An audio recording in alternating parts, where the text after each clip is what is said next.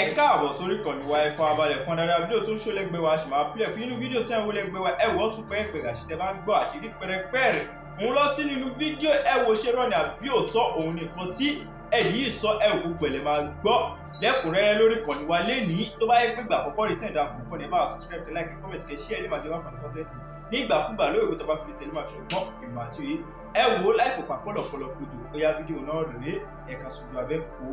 In Oyo State, it governs looking like a shit hole. Just take a look at the primary school, nursery school. I'm sure his dogs or chicken, he will not put them inside. Talk less our children. Ẹ lọ wo gbogbo school káàkiri state. Primary and secondary school tó jẹ́ ti government káàkiri state. Kò sí èlé tó dá ń bẹ̀. Tẹ́ bá ń sọ tìpínlẹ̀ Ọ̀yọ́ yàtọ̀ sí Lagos State nìkan.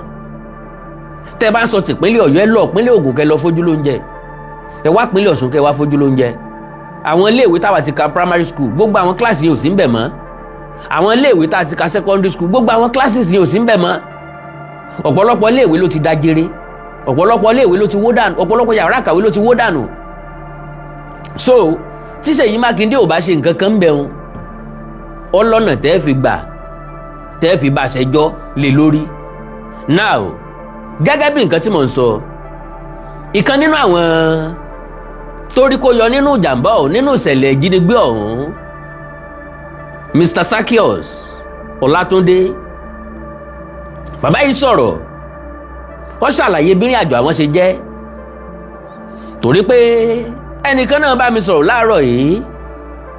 ó pè mí mo mísì kọ́ọ̀lẹ̀ òun náà jẹ́ sọ̀rọ̀sọ̀rọ̀ ó wá ní èmi o òun rí ètò kan tí mo ṣe few hours ago tí mo pè lóko báyìí tí mo pè lóko báyìí tí mo pè lóko báyìí ń pé ó wá yà òun lẹ́nu pé mo sọ pé àwọn security agents wọ́n fẹ́ gba ògo iṣẹ́ tí wọn ò ṣe so pọ́ yà òun lẹ́nu mo wá ní ó yà òun lẹ́nu àṣà o àyè ibi tá a bá mọ̀ lóde láàkì ló mọ́ ẹ̀dá kan ò ní ga kọjá èrò kálukú wọ̀ bára mu bọ́lọ̀ bá ṣe kẹwa kò bára mu bá a ṣe rí nǹkan ọ̀tọ̀ọ̀tọ̀ mo ní we see things differently kó sì má gbàgbé pé analyst lèmi nbi tí n bá rí ni mo máa sọ n tí n bá rí ni mo máa sọ bó bá ṣe rí lójú mi ni mo ṣe máa sọ so ló nítorí tilẹ̀ ń tọ́lọ́run ó sì panu ẹ̀ mọ́ àsìkò ti fóònù ọ̀rọ̀ sì lọ now kóńtọ̀ náà wá tẹ́sí ẹ̀bẹ̀lẹ̀ jẹ́ kó wá fi gbéyàwó ọ̀rọ̀ àwọn òṣìṣẹ́ nítorí àtẹnujẹ àbí torí níta jẹ nìkan à ń ṣe nítorí ọ̀la nítorí legacy torí pọ́lọ̀ ọba ní gbé ní ga ṣùgbọ́n kí láá ṣe é lẹ̀ táwọn èèyàn ó tún láǹfààní àti tún wá padà wò lọ́jọ́ ọ̀la ńlá ń gbìyànjú ẹ̀ ìyẹn ló jẹ́ pé bá a bá ṣe rí nǹkan tiwa náà là á ṣe sọ. Now Mr. Zaccheaus Ọlátúndé bàbá ìkẹnu bàlàyé wọ́n dì wọ́n lójú fún 56 days àwọn tó jọkùnrin wọn mọ̀ bóyá yé làwọn wà bóyá ọ̀run ni wọn mọ̀ bóyá pínlẹ̀ Ọ̀yọ́ làwọn wà bóyá pínlẹ̀ ibòmíì ni bóyá orílẹ̀-èdè míì tiẹ̀ ni wọn mọ̀ bóò ni wọ́n ṣe rìn ó ní láàárọ̀ ọjọ́ tí wọ́n wá Ògbómọ̀ṣọ́ lòun ń gbé ṣùgbọ́n òun á máa sùn lábúlé yẹn tó ń bá ní nǹkan tó ń fẹ́ ṣe àwọn ní test ọlọ́jọ́ méjì Thursday and Friday òun wá wò wípé láti kó l'Ógbómọ̀ṣọ́ máa lọ sí bẹ́ẹ̀sì òun láàárọ̀ ọjọ́ test gangan lójú ọ̀nà tí ò ṣe trust pẹ̀lú ọkọ̀ tí ò ṣe trust táyà lè jò ẹ́ńjìn lè ní 40 nǹkan kan lè ṣẹlẹ̀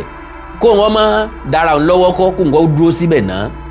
kó wọn sùn ń bẹ̀ kí ṣé ó lè bàa yá àwọn tí ń ṣe test lọ́wọ́ òun kàn gbọ́ tí gbogbo iléèwé dàrú ni táwọn máa ń pariwo bandit ń wá wò pé kí ni ṣẹlẹ̀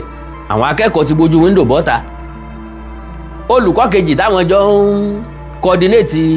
test invigilate test òun náà ti gbójú wíńdò sálọ òun náà gbójú wíńdò ṣùgbọ́n arthritis mò ń lẹ́sẹ̀ kan bíbalẹ̀ tó wọ́n balẹ̀ lẹ́yìn kíláàsì orí ẹsẹ̀ yẹn ló ń balẹ̀ lé lórí ohun ò lórí ọ̀fẹ́ àti gbéra mọ́ ó ò lè rìn mọ́ àwọn akẹ́kọ̀ọ́ tí wọ́n tẹ̀lé wọn dúró tó wọn ní kàn máa lọ́ ti wọn kàn máa dúró de òun àwọn eléyìí wọn lọ òun wá sápamọ́ sínú igbó aṣọ green ló ń wọ̀ aṣọ iléèwé àwọn white àti brown ni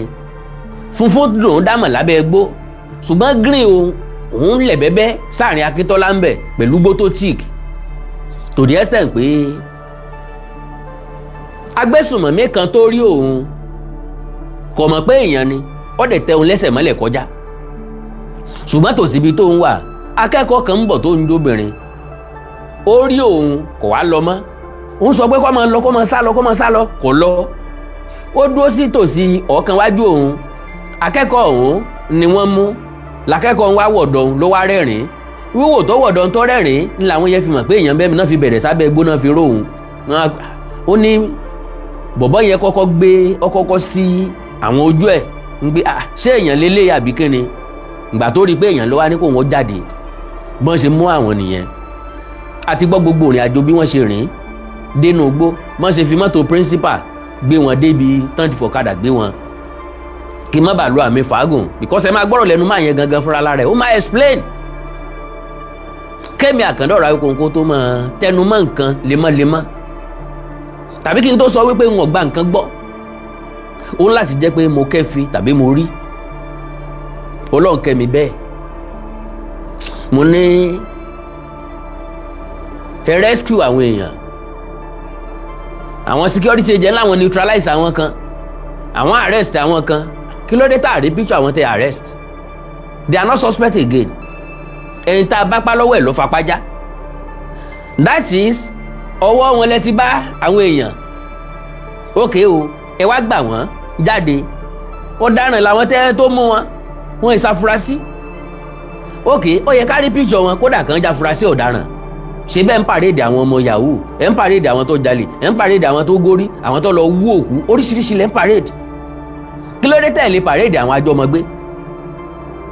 so and again àwọn tẹ́lẹ̀ neutralize fídíò wẹ̀dà lo and behold mo fi Ọlọ́run búra àwọn security agents yìí wọn ò débi táwọn agbésùnmọ̀mí yìí wà Ṣèyí Mákindé ní kí wọ́n ṣèwádìí lo and behold lóòótọ́ ni I can say that categorically wípé a need láti wádìí rescue mission yìí síwájú sí i ntí iléeṣẹ́ ológun sọ fún wa nípa àwọn dáná ìbọn fúnra wọn káwọn tó neutralize àwọn kan ìrìn àjò táwọn tí wọ́n jí gbé yìí tí wọ́n rìn débi tí àwọn tó gbé wọn tán wà ó jù ní àjò wákàtí 4 lọ kò yà yín lẹ́nu àwọn security agents wọn ò débi tí àwọn onísùnmọ̀mí àwọn ajínigbé tí wọ́n wà rárá wọn ò ní abẹ rárá ṣé kò yà yín lẹ́nu irú orílẹ̀-èdè tá a wà ta ló ṣẹ̀dá kọ́ńtírì yìí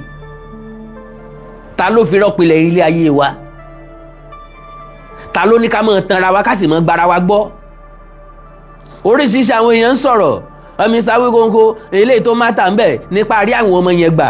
wálé padà láyọ̀ àtàláfíà yes a ní interest láti mọ̀nà tá a gbà rí wọn gbà